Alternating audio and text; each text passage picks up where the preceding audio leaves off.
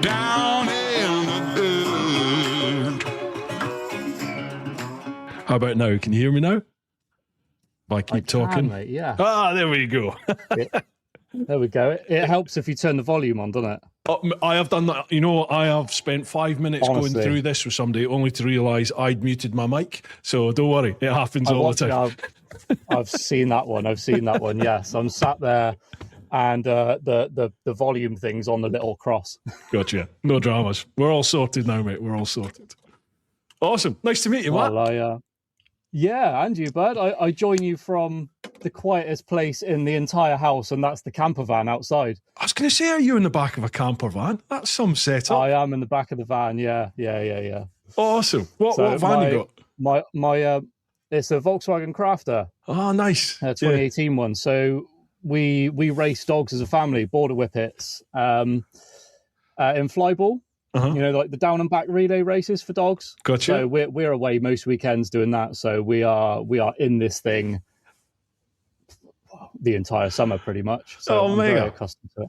The reason I ask it, my missus is into vans. She's got like a Type 2 VW camper. So yeah, she loves the old vans. Yeah. Oh, it's amazing, mate. It's amazing. Van life is the way forward. Do you know, I live in a tiny little village just outside sort of Maidstone in Kent, and we've got 2 or 3 people just in this village that camp up. You know, they park up most nights just on the outskirts of the village in their vans and, you know, crack on during the day, go off to work. But yeah, it seems to be loads of people doing it. I mean, I don't know if I could do it full. I don't know if I could live in the van. Yeah. You know, we've done 5 days, and I've got 2 young boys, and one of them's now 7, and the other one's 4. Yeah, we've got the 2 dogs, and even in a crafter, fully kitted out, microwave, toilet, fridge, you name it, it's a struggle. 5 days was a long time. Yeah. But yeah, we love it. Different kettle of fish when it's a family, isn't it? When it's just like singledom, or like, do you follow Bobby and Marie, One Life Truck It? Do you follow them at all? No, I don't know. Oh, he's they came on the podcast. Bobby set off to drive like a man truck, a converted man truck, and drive that from the UK to Australia, where he intended to set up a new life after his relationship all failed and everything. In fact, we may as well crack on with the podcast now, mate. As soon as we're chatting, you all right? Just to crack fire straight in. Yeah, we'll get into crack it. on. Yeah, lovely job. Yeah. So Bobby set off with his sort of dog, Red, which is a red Labrador. And about 1 week into it, he's up some mountain in the French Alps, and he met this beautiful French lady, Marie, and they end up falling for each other, and she joined him with her white, like Alsatian, her white shepherd dog. So they just ended up becoming a couple with these 2 dogs, and they carried on this adventure. And you know, they've now got married, and they're back in the UK. They're converting an even bigger, great big, like 8 wheelbase or 8, what do they call it? 8 axle, huge truck, which they're now going to convert into a business, a mobile business, and take off around the world again. So yeah, but different when you've got kids and all that sort of stuff, though, isn't it? Yeah. So we have this conversation all the time where we need a bigger van, and we need to get the extra long wheelbase and all that. And then I go to the extreme end, and then I'm on eBay and I'm looking at American RVs, like 48-foot RVs. And I'm like, well, you can pick these things up for like 25 grand. Yeah. And you've got 3-seater sofas and a 42-inch TV and a full kitchen. And I'm like, well, we might as well just go all out. But it's not going to happen. You see them at, like, when you go to any of the, like, MotoGP or World Supers or something, you know, these massive big American camper things turn up and the sides all come out, and you're like, oh my God, that's the ones. Yeah, it's probably worth more than my house. Well, there was actually a couple of guys that had one of those through the flyball with the dog racing, and they extended the sides out, but you're supposed to put like a support in for when the sides come out. You're supposed to support it underneath, but they didn't put the supports out. They had all the people in there from flyball, and they were all sitting in there having a chit chat over the evening. And at the end of the weekend, they've gone to retract the bus back in, and it's bent the frame, and they couldn't retract it back in, and ended up writing the bus off. They wrote it off. Yeah, it bent the frame. Yeah, they couldn't repair it. Yeah.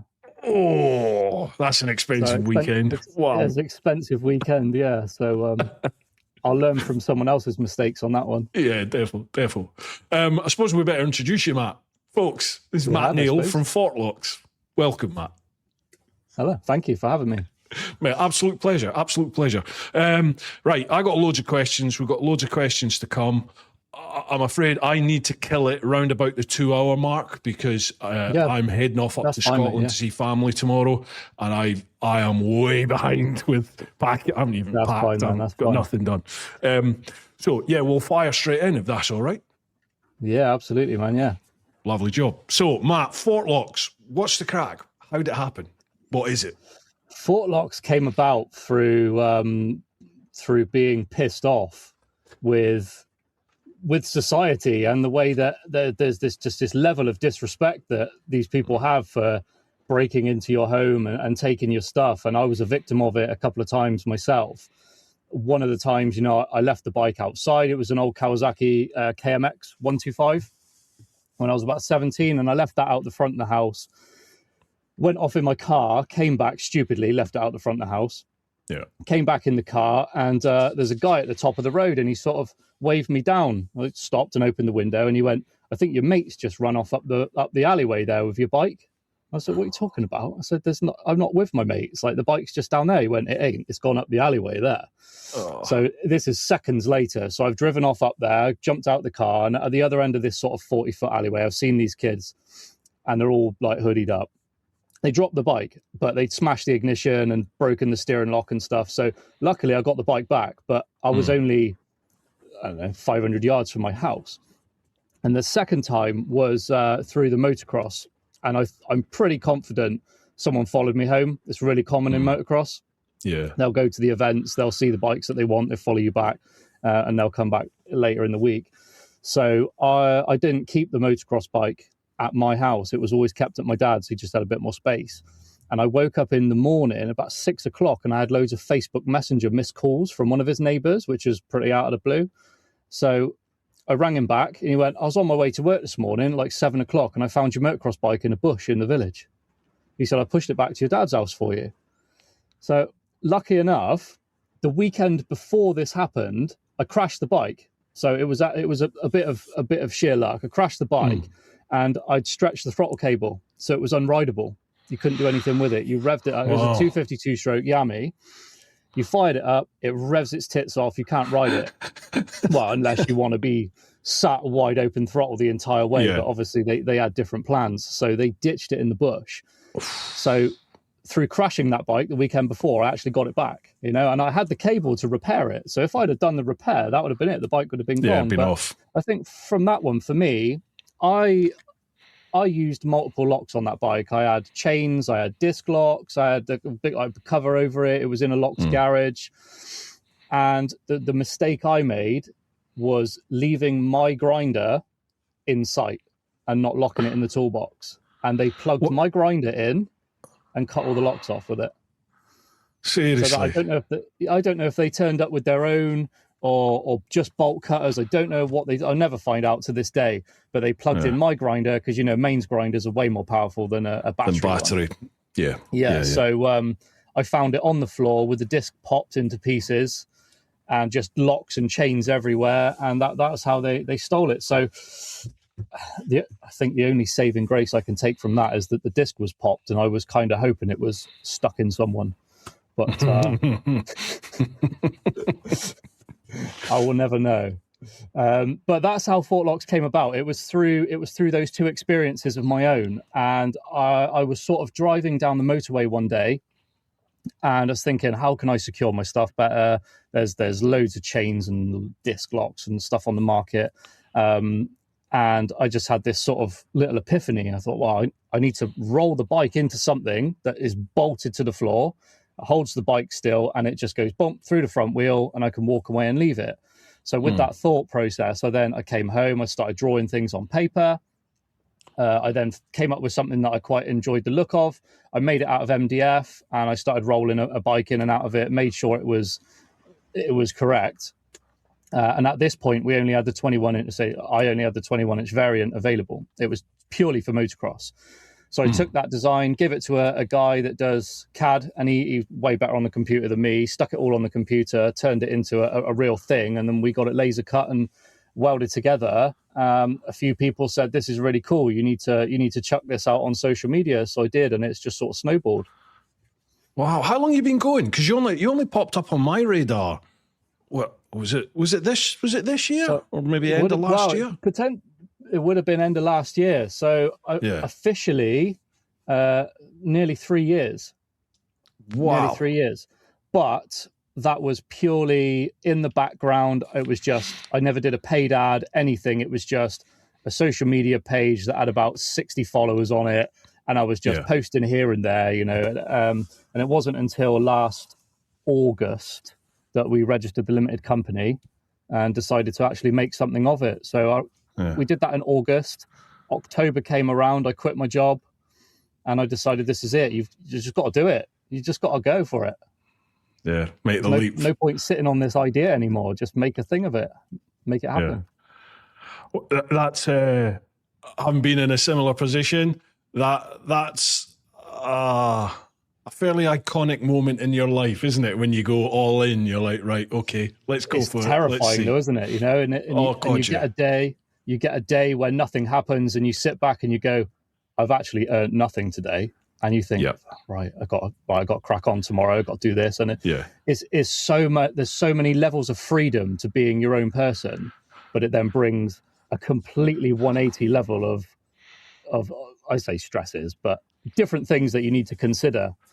Yeah, there's no safety net, is there? Like you said, No. if you don't turn up for work, if you don't produce any output, there's no income coming. So no, that's it. There is no. I'll have a sick day. No. But do you come from an engineering background then? Sorry to interrupt. Apologies. Sorry. No, not at all. Not at all. No. In short, so I did mechanics when I was younger as an apprentice, and I've always just been sort of crazy into bikes and cars. You know, I built a few motorbikes myself, and I just sort of self-taught with everything. You know, like welding and fabrication and bike building. I just sort of got on with it and learned the hard way by doing it wrong. So that in its way, sort of 20 years of doing that has just been a blessing in disguise when I've actually come round to doing this. One thing I will say I found I'm quite gifted at, I'll say, is technical drawings. I've had zero experience of them, but I can sit for 4 or 5 hours and put together a technical drawing with angles and all different bits and bobs, and then hand that over to somebody that knows what they're doing on the computer. God, so that's just like an inbuilt thing. Yeah, then. it's just one of those things like some people are good at maths, some people are good at driving, and I seem to be good at drawing things. Not artistic, I'm terrible, but actually if you want me to draw something that's going to fit in the back of your van and open that way out, I'll draw it. Yeah. So it's just one of those things. It just what's it called again? My apologies. The main product that you were talking about with Fortlox, the one that you... So the X-Series. X-Series, right. Can you describe that to people then, if anyone that's not familiar with it? Yeah, so the X-Series is a bolt-down ground anchor / wheel clamp. There's 3 different sizes of it. There's a 21-inch, a 19, and a 17-inch. That covers the 3 main sized wheels. Yeah. And the reason that we went for 3 separate sizes over one universal was to specifically hold the bike up so it holds the bike nice and snug. So for me, I wanted to be able to roll the bike in and just let go of it, and it holds itself up. You don't need the center stand, the side stand. You could push the bike right over to the wall and save a bit of space in the garage as well. So it's a bolt down ground anchor. It's certified by Sold Secure as SS105, which is the highest accreditation that you can get through Sold Secure. So there is powered cycle diamond, which we got originally, and then we upgraded that to ground anchor diamond. That's a 5-minute grinder attack, 5-minute bolt cutters, 5-minute hacksaw. What else they do? They did blowtorch, like a map gas on the pin, and they tried to hammer and chisel it, break it out the floor. So the construction is 3 or 4 stainless steel, top to bottom, but I am going to be bringing out a carbon steel variant. And it's the design of it encases the whole front wheel, and you've got a bolt that goes through the spokes and then is locked with an encased padlock on the other side. So you roll the bike in, you put the bolt through the wheel, you encase it in with the padlock, lock it in place with the padlock, and just walk away. So after a few attempts of doing it myself, having one in my garage, I timed myself doing it to see how quick I could put the bike away. Yeah. And after a bit of practice, I could, from rolling the bike into the garage to walking out, I could do it in under 20 seconds. Blimey. So by the time you fumble around with a huge chain or you've put 2 disc locks on, I find it's just worth its weight in gold. Folks, we've got a new sponsor for the podcast, and that is Super Shield Auto. Now, Super Shield Automotive provide the very best service in detailing, paint correction, and ceramic coating, your pride and joy. They can also supply and fit products from many suppliers, such as Chiggy, Akropovich, Hex, Denali, Visa, and many more. Get in touch for details, and don't forget to mention TeapotOne for a discount. So head to their website, which is just supershieldauto.co.uk. You'll be able to see there they do discounts for lots of those products and loads more coming online as well. So make sure you check that out. And if you love being around bikes and cars, then they're currently looking for someone to join them full time. Full training's given and a van is provided with a competitive salary. Get in touch at info@supershieldauto.co.uk for more details. Folks, if you've seen any of my bike wash or ceramic coating vids on the main TeapotOne channel, that's my mate Pete from Super Shield Auto. He owns the whole company. You can see from his work, he's a top man. If you fancy getting involved in that line of work, he is your man. Check that out. And a massive thanks to Super Shield Automotive for sponsoring the podcast. And are these all made in the UK as well? I make them, yeah. So you fabricate it here in the UK. It's all done. When we set up with the limited company, we had a company that was making them for us. Just because I was so focused on building the brand up, getting all the insurances in place and dealing with Sold Secure and all these other people. So we approached the fabricators, and it was going well to a degree, but they unfortunately closed their doors a couple of weeks ago. So I said, about a month or so ago. So since then, the orders have been laser cut, sent to my workshop, and I've been sticking them together and then sending them off for powder coat. Blimey. Gee whiz. You like doing things the tough way, don't you? Yeah. Wow. No, but needs be at the minute. One day I'll have my own factory. There you go, yeah. I mean, it's the trials of being self-employed, isn't it? And starting your own business, for sure. You've got to do it, haven't you? That's you have to at the beginning. It's so early days. So this podcast is powered by Conqueror's Motorcycle Apparel, a biker's clothing shop built by bikers, run by bikers, for people who actually ride. No corporate nonsense, no guessing games, just riders who know their kit inside and out. Walk through the door or jump online and you'll get nothing but 5-star service. The kind where someone actually listens, knows the gear, and won't flog you rubbish just to make a sale.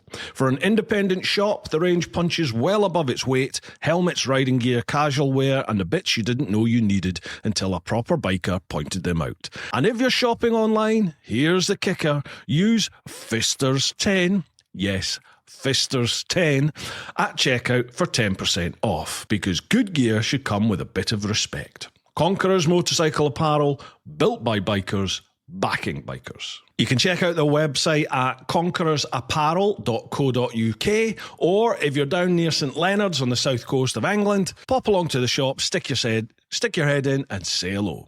I really like the fact that you're a British made, you're a British fabricated company. I love that. I want to try and support that sort of stuff as much as possible. I'm trying at the moment with my merchandise line. I don't want my t-shirts coming across from China and then just them using some Chinese cheap t-shirt, chucking my logo on here in the UK and that. I'm trying to find UK manufactured clothing items that can be turned into my merch. It's bloody hard, I tell you, and it's also hard, really expensive. That's the problem at the moment. And that's the thing; it is really expensive. We dabbled with the idea of moving production over to Portugal, And I flew to Portugal, met with the company. They made one for us, and we were looking around, and it was all seemingly really, really good. But the reality was, it's very, very cheap to get it made over there. And I was looking at the numbers going, this is fantastic. But then shipping to the UK was actually more than what they were charging us to make them. And by the time you've done this and done that and jumped through all the hoops and paid the import duties, we were going to save about 20 quid on each one. I'm like, well, there's no point, is there? There's just no point. So we pulled the plug on that idea. But, at the beginning, we had to explore every avenue as a startup business with limited funds to try and maximize the efficiency of it. So, but the way it's turned out at the minute, I've got a TIG welder. I'm now self-employed, so I've got a bit of time on my hands. I'm quite happy. I'm quite happy going out in the workshop after the kids have gone to bed, sticking a few of them together, and then dropping them down the powder coaters the next morning until it really takes off, and I'm sort of smashing out 20 or 30 at a time. Then I'm quite happy doing it that way. Yeah, absolutely. And it's my view on it at the moment is I personally would rather pay more for a homegrown product, a UK made product, than support overseas somewhere when there's manufacture and fabrication here in the UK. Companies like yourselves that are trying to start and they're trying to grow and they're trying to generate the fabrication markets again here in the UK. I'd rather support that than over in, let's say, for example, China, where they're just churning stuff out. I would rather go for the homegrown options. But it's a choice we as the consumers have to make, isn't it? Do you pay the premium for that? But I personally would. If I'm in the position to, I will. We live in this Amazon day and age, don't we? Where things are just there, and you go, and it turns. I actually ordered something last night about 10 o'clock at night, and my partner opened the door at 8:30 this morning. There's a parcel on the doorstep. But that's crazy, the sort of day and age that we live in, and that's what people expect. But things do take time. I put on my website from order to dispatch is up to 4 weeks. And that's not me taking 4 weeks to do it. That's a 10-day waiting time on the steel fabricators to cut it. Then it's got to ship to me. I've got to put it together. Then it's a week at the powder coaters or 3 or 4 days at the powder coaters. And then it ships to the consumer. So the steel industry in the UK is extortionate. It's mental how expensive it is. And I think a lot of it is due to the sort of rising energy costs. When you do venture out and look at Portugal, the labor rate over there is almost inhuman. It's just, I don't know how these people get away with getting paid so little. And the cost of steel over there is, I'm going to say, less than half of what it is here. Wow, really? It's crazy, mate. Absolutely crazy. Yeah. And like I said, I could get them manufactured in Portugal for literally half the price that they were getting manufactured here, and it's the same steel.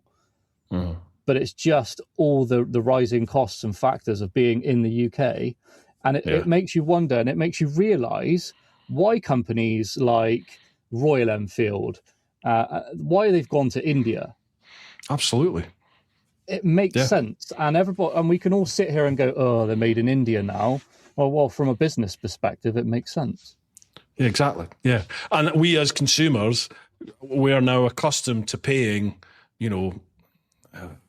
like the minimal sort of price for products, aren't we? So, like we just discussed, if you want that same product made here in the UK, it's going to cost more, isn't it? Because you got to eat, you've got to put lights in your workshop, you've got to pay a mortgage, live.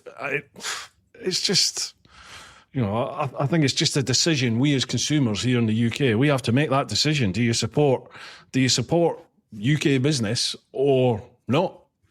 Everyone moans that we've got no manufacturing here in the UK. Well, here's a company trying to start up, so let's support them. And there's plenty of us, mate. There's so many little, I'm going to say micro brands around the UK that are trying to do their thing and keep it in the UK. And it is a real struggle for these guys. Yeah, I bet it is, mate. I bet it is. So, right, where do people go if they want to find out some more? Fortloxmoto.com. Everything you need to know is on fortloxmoto.com. Beautiful. Happy days. Right, shall we crack on with some questions? And We shall, start yes. working our way through them. There's quite a few with my clan over on Patreon, and I think we've got some on Instagram or Facebook as well.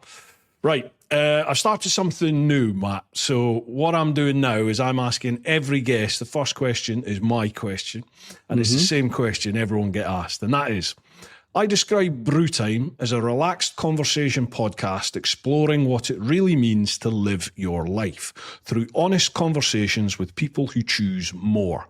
When you hear that, what does choosing more mean to you? I think for me, choosing more is,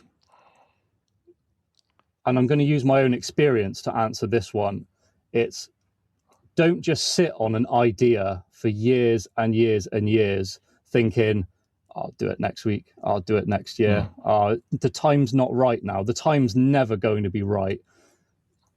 Do more, take action, just do it. Just do it. Like, we've only got a few years on this planet, so just grab it by the horns and go for it. Whatever it is you want to do, whether it's starting your own business, whether it's buying that car, just do it. Because you don't know what's around the corner. Yeah, absolutely. And I always say to people as well is, like, when you go for it and say it doesn't work out, that's not the end, is it? You know, it's only over. It only fails when you give up. Because, like, your Elon Musks and all these successful businessmen out there, you're damn sure they've had 999 failures before they get that one big success. And that may well then fail eventually down the line. But they carry on, they figure it out, and they take the next step and the next step and the next step. And that's life, isn't it? You know, you get kicked in the balls in life, and you just have to keep dealing with it and keep going. I think once you do take that leap and you get a little taste of what it's like to be your own person, it gives you so much drive to not give up. Yeah, I really feel that, because I was really, I'm sure you were like that when you first became self-employed. That thought of, oh, what if it doesn't work out? What if it doesn't work out? You know, the lack of safety net underneath me when I was going for starting out was something I really struggled with. But I think everyone I know that's self-employed said to me, you just get used to it and you just crack on. And I think I'm kind of in that stage. But like you just said, in my head, I think, if this doesn't work out, what the hell am I going to do? Because I don't think I could go back to working for someone anymore. I don't think I could. I don't think I could go back to full-time employment. I would just have to do something else. Figure something else out. Yeah. I just have to figure something out. But that's not going to happen on my watch. No, of course it's not. Exactly. Yeah, like we said, you just keep plugging away and keep figuring things out for yourself, don't you? You make your dream happen. That's it. Right, we'll pop across to the clan, which is patreon.com/TeapotOne. First one, Andy. Evening both. Just a couple of questions, if I may. Matt, what within you has turned your idea into a reality? I'm aware that there's a lot of people who have ideas, but very few see them through. So what is it that drives you to do it? That's a really good question. And I think the answer for that one, for me, is seeing on social media, and I'm sure you see it as well. For me, it's day in, it's day out, stolen bike posts. All day, every day. I saw one this morning. There was a shop up north that got ram raided overnight, and they took all the enduro bikes and all that. And I think for me, when it finally happened to me, it became personal. And I thought, I know how to do drawings. I know how to weld. Let's just make something. Let's do it. Let's have a go. Yeah. So you took it as the personal challenge. I genuinely took it personally. Yeah, I started taking things personally, and I still do to this day. When I see things when I see CCTV footage of people's garages getting raided, and I'm like, this. I genuinely take it personally, even if I've never met them before.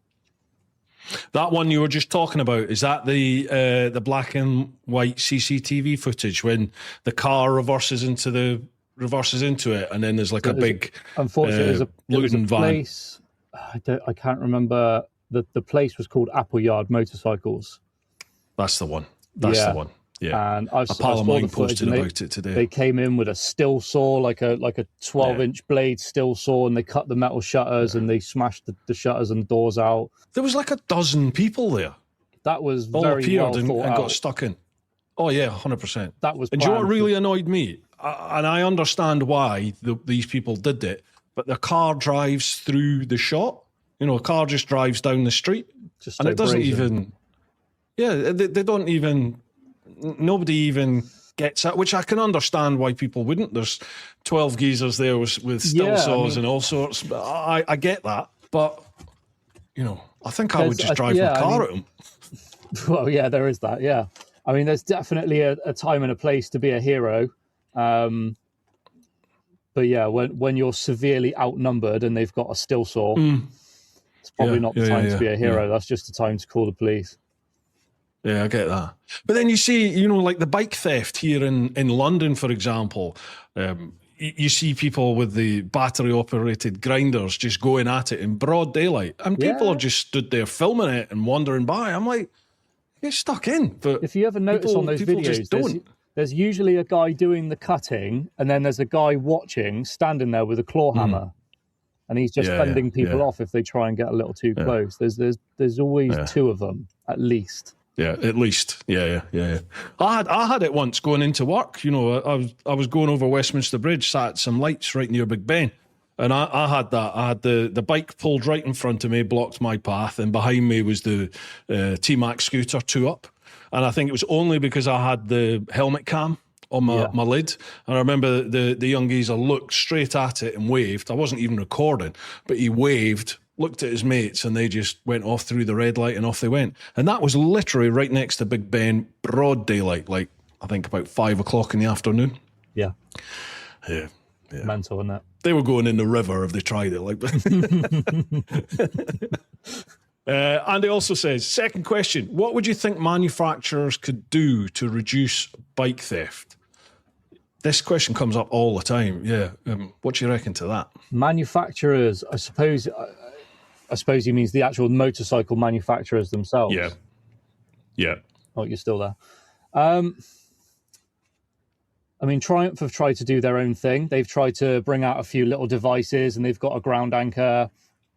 I only know this through going into Triumph dealerships and asking if they would be interested in stock in Fortlox. And they say because Triumph make their own ground anchor, they don't want to do that. So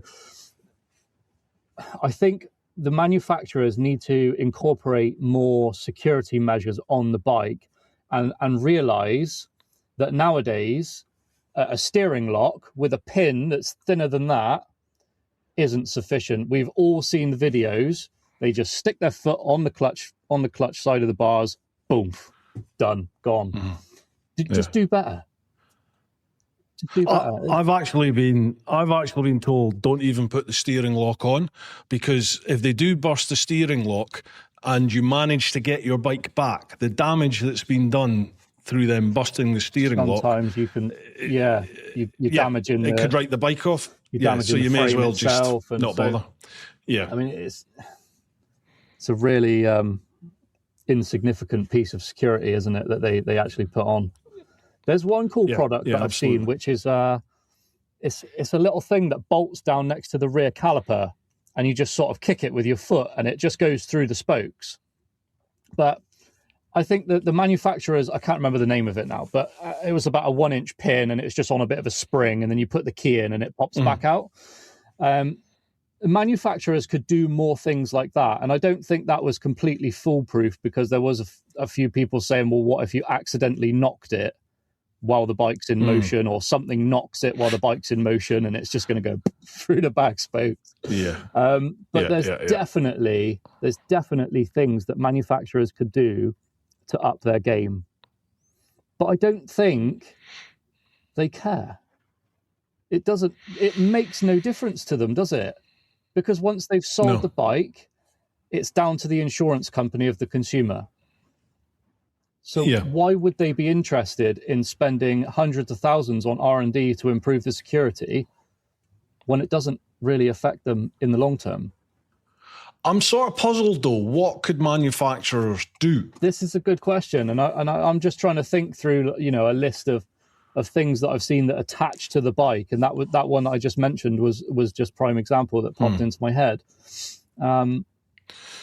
Because manufacturers specialize in building the bike, the motorbike. And then it's all the aftermarket companies such as yourselves that all spring up, your trackers, your physical security, everything like that, even insurance, we all hate insurance. But when they cast the swing arm, or whenever they manufacture the swing arm, why could they not have a disc lock that is permanently as a part of the swing arm that you just lock it in? It's not detachable from the bike at all. Why could that not be? Yeah. Mm-hmm. That'll then obviously increase the price of the bike, obviously. It will, and then if your bike then gets stolen and you were just using that, then there's a grey area of, well, it was the manufacturer that supplied it, and I think they stay away for paperwork reasons. Yeah, or fabricating in more physical points where you can attach your ground anchors, your chains, your, mention competition, like the light lock, all that, rather than us relying on going round either a cast spoke in your wheel, which could get cut through, I suppose, or, the wheel itself, or, I don't know, an engine crash bar, if you put that on, something like that. Physically, like you just said, something maybe in the swing arm or a mounting point somewhere on the bike that's fabricated in. Yeah, there's definitely scope for improvement from the manufacturers. Yeah. No doubt. They must have looked at, I'm sure they must have looked at that, but maybe they haven't. Who knows? Well, hopefully they're watching. Yeah. All right. Finally, one for Bruce. It's not uncommon for bikers to have locks and other kit to secure their bikes, but how often do they, and on this case, use them, and why not every time? I'm guilty of that. Definitely, Andy. I often had locks, and especially one of my tours when we were away in Europe, just never used to bother. That's changed now. Sadly, we were on a tour down to Corsica in October, and we stopped outside Grenoble for the night in a hotel, Bikers Hotel. Had a big allegedly secure car park. You can see what's coming here. Mm-hmm. And one of the boys parked his bike, a big brand new GSA 1300, right behind mine. And he even said to me, he said, Bruce, you want me to he had like a light lock core thing. He said, do you want me to lock my bike to yours? And I said, nah, don't worry about that, Dale. You'll be fine here. No bothers. So I left my bike totally unlocked. He put that on his, went to bed, and about 1:30, 2 o'clock in the morning, his data tool tracker is phoning him going, your bike's been nicked, it's on the move. And they got in, they cut big industrial, the big massive industrial. Yeah, he was the one that had the lock. Was it more desirable bike? Him because... Yeah, he'd spent a bit of money on his GSA, and he had the carbon wheels. They're like $6,000 just for the wheels. There was an almost identical GSA one of the other lads had, but he didn't tick all the extra box when he bought the bike, whereas Dale had. And they left everyone else's bikes. There's 15 of us there. They only took Dale's. But we managed to get it recovered. Like the tracker worked, and the French police were decent. They sat and waited and caught the guys coming back for it. So they got him. No, but they smashed up Dale's bike, the wiring. They'd cut a load of wires and stuff in there. Buggers. For me now. But from now on, I'll look it up now. A tracker is an absolute must for everybody. Yeah. If you are going to be so lazy to just not go click, put a little disc lock on, just have a tracker. Like the one I've got It's a Bristol company. The tracker was like 40 quid. I've had it for about 7 or 8 years now, and it's just gone from bike to bike to bike. And it just goes on the battery. It's not the most secure thing in the world. You can have them where they're like incorporated into the wiring loom and it all gets a bit technical. But this thing I got, it's like 5 quid a month. And I can open my phone now, request an update. It does it every minute or so anyway. And it pinpoints to within a meter. Like that. I don't understand why anybody wouldn't nowadays. Why you wouldn't? Yeah. Even if, who's that? If you don't mind me. It's called GPS Live. Oh, okay. Or right. Yeah, it's called Cool. GPS Live. The app is anyway. And they're a Bristol company. It's just a little cheap tracker unit, 5 quid a month, I think it is, or 6 quid a month, and it's really, really good. So even if your bike's under nice £1,000, and this is the thing that I have this conversation quite a lot with people, obviously having trade stands talking about security a lot. It's not the value of your bike up front now. You could have £1,000 motorcycle. I could go and buy like an old CBR 600 right now for £1,000. It gets pinched. Well, yeah, it's a bit shit, isn't it? But when I then replace that bike and go to insure, what was 90 quid fully comp is now 390 quid for the next 5 years. Yep. So it's the knock-on effect absolutely. of the theft, you know. And I think if you've got a bike that's sort of £30,000, then your insurance is going to cover all of that, and it is what it is. But there's the majority of us, I would say. I'm going to say the majority. Our bikes are all sub £8,000, I would say. You know, like you when you see commuter bikes, I would say not weekend warriors, like your commuter bikes, you like your phasers and your tracers and all that sort of stuff. Like I said, it's not the initial cost of it being stolen; it's the knock-on effect for the next 5 years. Yeah, absolutely. There's the reason I have the tracker is when you buying a BMW, you could not, especially the 1300, you couldn't get insured unless it had the tracker fitted. Okay. And that's because apparently once the value of the bike goes over 20 grand, it's now becomes very hard to insure. Yeah. I have no idea how these people who get like, you know, the Ducati Multistrada RSs and stuff, 32 grand, 35 grand. Some of the bike. Harleys out there now are nearly 50, aren't they? Jesus, really? Yeah. So how do they get insured? I've got no idea how they manage to get insured. I think it's the CVO. I think you stack up a CVO and you're touching the door of 50 grand. That's insane. Wow, bloody hell! They're a different breed, Harley lot, aren't they? They're just a different breed. I've never had one. I will one day though. I just wouldn't pay that.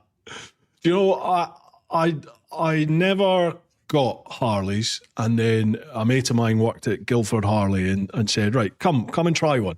And he just threw me a set of keys to one of these big Harleys. I took it out, and do you know what? I mean, it vibrated the crap out of me, but I loved it. Yeah. Like, I really got it. You know, this thing felt alive. Yeah. You're just chugging along the road. It was like, okay, I get this. Yeah. I absolutely get it. Yeah, definitely. I've ridden a couple, but I've never owned one myself. I can't remember what model it was. I'm not a massive Harley guy, so I can't sit there and tell you all about it. But the back tire on it was like this, and the front tire on it was like this. And all I remember from that bike was I was going round a roundabout, and it was trying to push me back up. And I was like, "No, we are going round a corner. You fucking stay there." It's fighting you all the way. It was fighting me to stand back up, and I thought, I don't know if I like this. But it was cool. I just realised that's very rude of me. Do you have a tipple of choice for this evening? I have actually, yeah. Mate, crack on. I just realised we haven't done that yet, have we? I'm keeping it classy, if you don't mind. Nuki Brown Ale, good lad. Champions. I've not even poured it. Is it room temperature? Absolutely not. No. Has to be. It's not in a glass bottle though, Matt. What's going on? No, I know. Do you know what? I had some cans in the garage, and I almost went and bought a glass bottle purely for the podcast, but I didn't bother in the end. So when I was on that note, Slange. Cheers. Cheers to you. Beautiful. Yeah, in the mid-90s when I was at uni in Glasgow, Nuki Brown, for some reason, Nuki Brown was massive. So like we were all drinking Newcastle Brown Ale. You go clubbing it like 2:30, 3 in the morning drinking bloody Nuki Browns. And then Hooch came. Do you remember Hooch? Oh, the lemon drip, yeah. Yeah, Hooch came on the scene. Jeez. Do you know, I avoided Nuki Brown for years because I was just adamant that it was an old man's drink. And I tried it one day and everything changed. Genuinely, apart from Guinness, I think that's all I drink now. Really? Yeah. I wouldn't go that far. It was all right. I couldn't drink it all the time. But Guinness, I'm finding a love for Guinness again. Yeah, for sure. I'm enjoying that. Absolutely. Right. Next question. Just that one, Andy. Patrick Collum. Good evening to you both. Great stuff that there are more people committed to deal with the scourge of motorcycle theft. My question, if either of you could have a magic wand, obviously bike theft wouldn't happen. But unfortunately, there will always be people who want something they don't have and feel they have the right to take. However, what would either of you look for? Oh, another one. What would either of you look for from manufacturers, either to engage with motorcycle security or councils more generally for car parks? Mine, for example, would be more anchor points in places so it adds layers of security to your bike without the need to carry sizable devices. Nevertheless, please feel free to criticise that idea. So again, what can manufacturers do? What can local councils do? Car parks do? All that sort of spiel. So from my perspective, I think we touched on the manufacturer side of it a second ago. Yeah. Councils, they're not required to do a lot. I'm a member of Secured by Design, which is the police initiative as well. And what that means is they've got designing out crime officers. So when the council builds a new building, if it's in a notoriously high crime area, the powers that be could say, yeah, you can build that building, but you have to install 10 units of motorcycle security outside it because of the crime rate. That's when Secured by Design, the crime officers, they'll go through the list of members like myself and they'll find our stuff, and that's what could then be incorporated into the building. So I think councils for definite, and I think the Protex, my Protex is a really good example of this. That could be anywhere and everywhere. You could have a rank of 10 of those outside the library, outside Tesco's, outside wherever you want. And I mean, the logistics of it, you'd have to figure out the whole padlock situation. But if they were there and readily available for you to just roll on in, chuck it through the front wheel, lock it and go. I mean, if you wanted to, you can still use your chain and your disc lock and your everything else that goes with it. But it just gives you that bit more peace of mind that your stuff's still going to be there when you come back. So absolutely. That's a great idea. Have you spoken with the councils? I've spoken with Bristol University about that. So I'm in talks with Bristol University about campus. Somebody in the family is a security officer at Bristol Uni. And they said because it's an open campus, the thieves just walk in, take what they want and walk off. There's no gates or, it's all sort of open campus. So to have something like the Protex, you could somehow, I suppose you could figure it out. You could even lock e-scooters down to it. If the deck's narrow enough, you could chuck the back wheel of your bicycle through it. It's just that design, those two uprights and a bar that goes through is so simple, but so effective. It could be absolutely anywhere and a lot of people could utilize it. I'm just thinking, because I quite often, well, not quite often, I'm not that windswept and interested, but when I fly away somewhere from the airport, if it's just me, I'm going away somewhere, I ride my bike there. So, for example, I just did a tour out and just went to Australia. I parked my bike at Heathrow and I wasn't convinced it would be there when I got back, I must admit. But, I've got the tracker on it, so I can monitor it. But, I chucked everything I had on that bike, security-wise. And even then I was like, geez, is this going to be checking here your tracker every few hours. Yeah. Yeah. And what did happen was on about day 4, day 5, I got a phone call at about 1 a.m. from the tracker, and it's all automated, and it says, a theft has been detected. And I was like, no. So you have to wait for someone to answer on the phone. And I was like, yeah, I'm in Australia. My bike was parked at Heathrow. What's happening? And all it was the battery. It also monitors your battery level. Yeah, so it's just the battery had dropped. So that's all that was. So I was like, oh, jeez. That is the whole trip I'm checking it. Yeah, that is the only downside to trackers is, especially on newer bikes, they can put a drain on the battery. Yeah. Lithium batteries, they hammer the lithium battery, yeah. Yeah. But thankfully, when I got back, it was flat as a pancake when I got back. But I carry a little booster pack in my top box. So I literally whacked that together. You wait for the old relay to kick in with the lithium, and she started. Thankfully, perfect, yeah. That's interesting. That I like that idea of like the councils and even private car parks and places like that, airports, all that sort of stuff. That'd be a great idea to have them. Yes. As you said, logistics. How would you get the logistics to work with padlocks and stuff? The way I approached it with the university, I said you could have the empty units all over campus, and when the students come and enroll, there could be a form to fill out. Good. Do you have a motorcycle? Do you have an e-scooter? Whatever. Would you like to, on a deposit basis, would you like the bolt and the padlock? That's then your responsibility. Chuck it in your backpack, wherever you want, however you want to carry it around. And you just roll up around campus. You find one that's empty. You use your pin and padlock, chuck your bike in there, boom, gone. And all the keys would have to be different. But that's how I approached the university with it. And they seem keen. So we're in talks at the minute. But it's such a new product. It's only been landed about a fortnight. So getting onto councils and airports, I mean, that's definitely conversations that need to and will happen, but haven't yet. Yeah.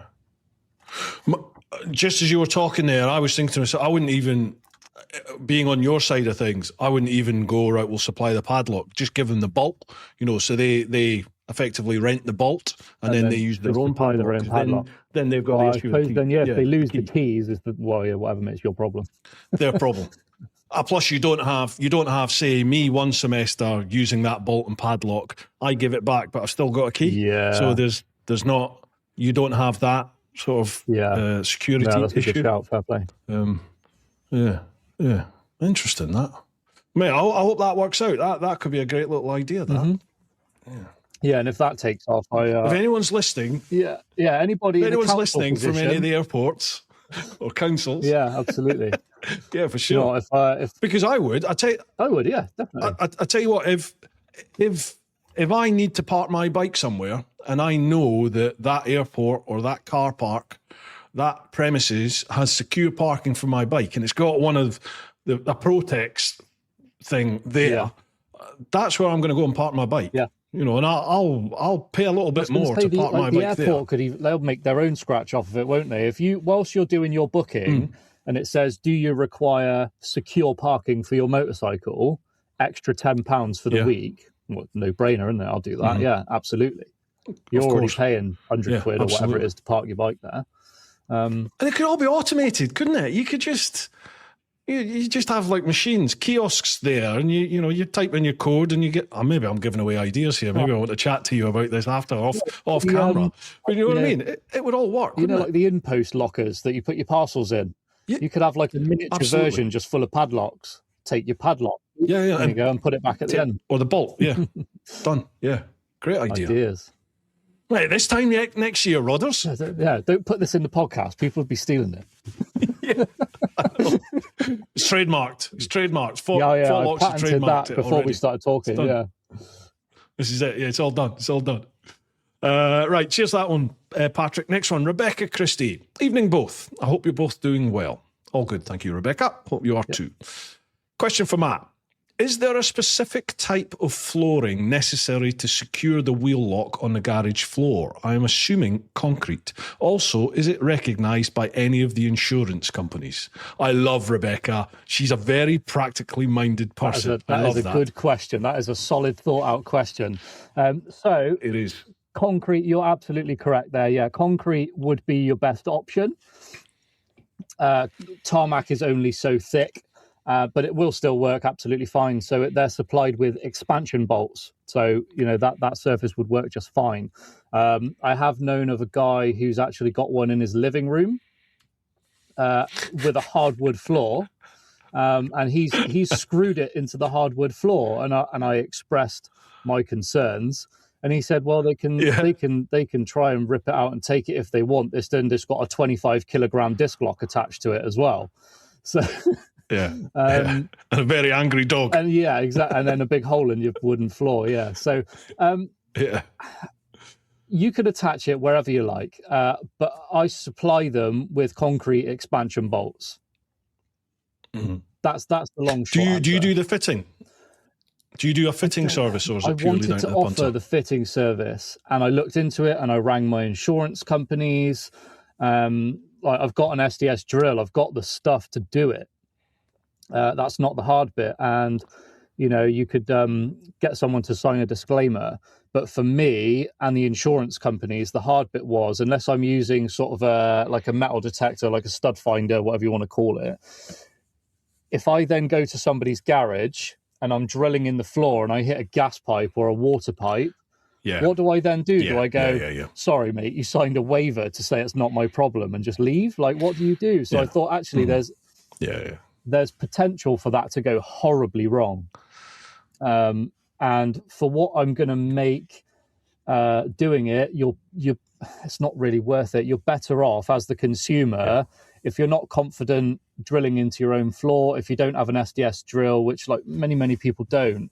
There's so many local builders like on Checker Trade and things like that will just pop round your house. It's only drilling into the concrete 6 times and putting some bolts down. Any reputable builder will happily do that for you. Yeah. But it has cost me. It's definitely a case of what's it, the KISS principle, isn't it? Keep it simple, stupid. It's just like concentrate on making the product. The fitting can be down to somebody else. Days and days overcomplicating what doesn't need to be overcomplicated. Second question from Rebecca. Question for both. In these turbulent, violent times, the idea of fecking off to some remote place in the northern Canada is looking really appealing to me. I fancy packing up a Ural with a survival kit and heading off-grid. What would be each of your off-grid motorcycles, and what piece of equipment or personal item would you have to take? Mine would be a bottle of Dom Papa rum and a proper glass. Cheers to you both, and see you at the clan, mate, Bruce. Cheers, Rebecca. Right, okay, so off-grid. Off-grid motorcycle, an essential piece of personal kit. Off-grid motorcycle. So I'm going to take it back to one of my previous motorcycles, which I do sort of regret selling. And that was a 92 Africa Twin, the RDO4 750 V-twin. Mm-hmm. That thing just started every day. No issue. And that if I was going to take something around the world, and I've had the last bike I had was the F900 GS BMW. And it's an amazing bike. But with the Africa Twin, if I go into a gigantic puddle and it conks out, I'm pretty confident I can figure out what's happened. If I did that on a newer bike that's packed full of electronics and it conks out, and you're in the middle of nowhere and you're out backing, then that's probably a less than ideal situation. So the 92 Africa Twin RDO4, that's my pick of the litter for doing that. What was the second part of the question? I'm sorry, I forgot what she said.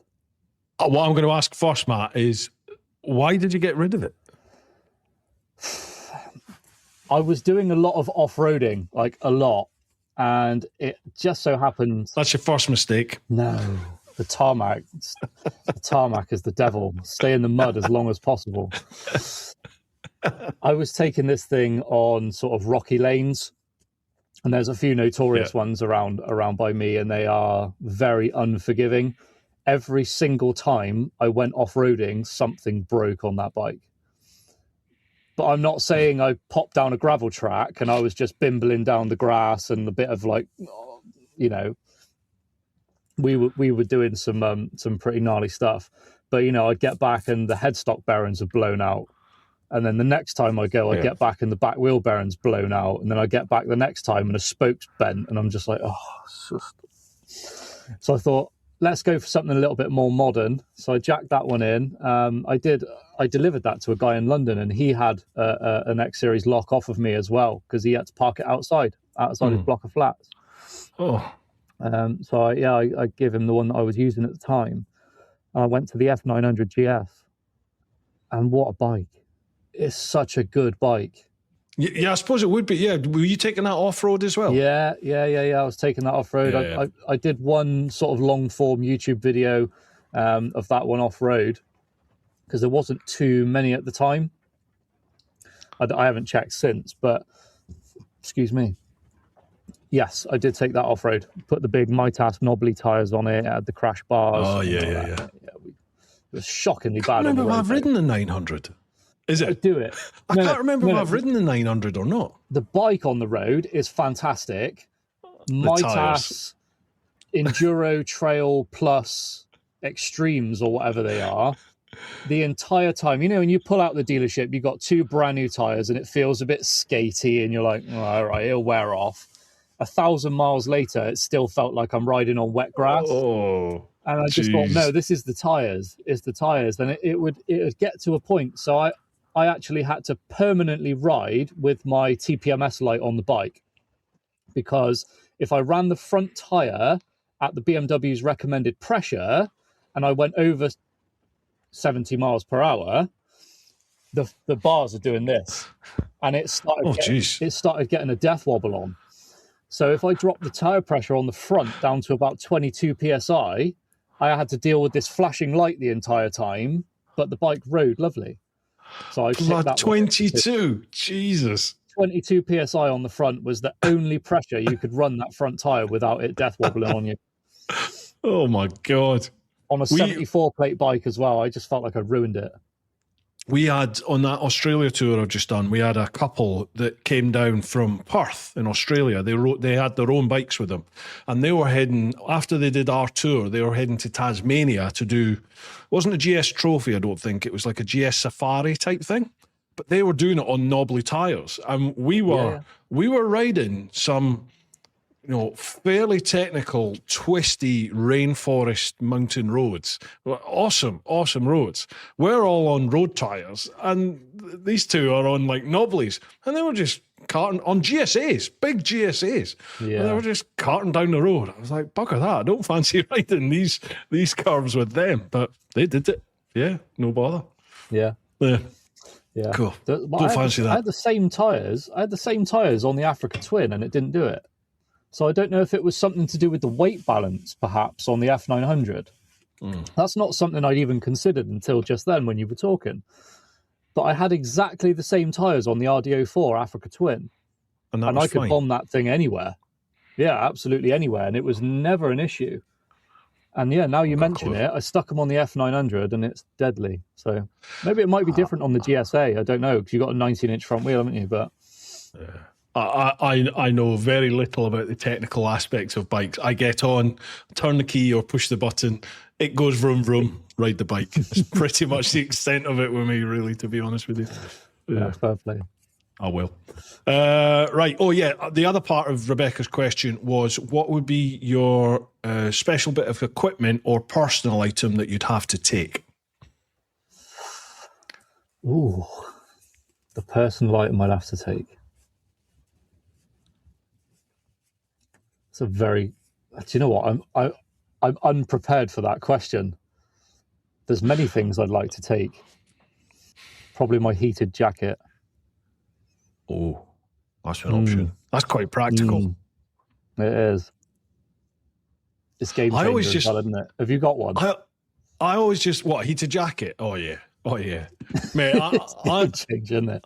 I was your archetypal jigsaw boy, right? No matter what the weather was, I rode my bike.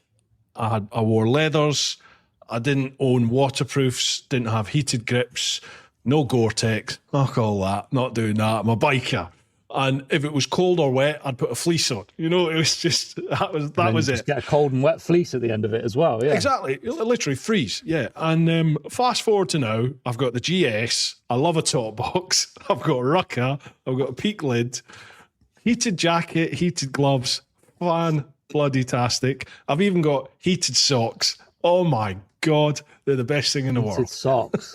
Mate, they're not very practical because the wires that go down to the socks, when you throw your leg over the bike, one of them always comes out. So you end up with one hot foot and one cold foot. So I don't really wear them anymore. Yeah.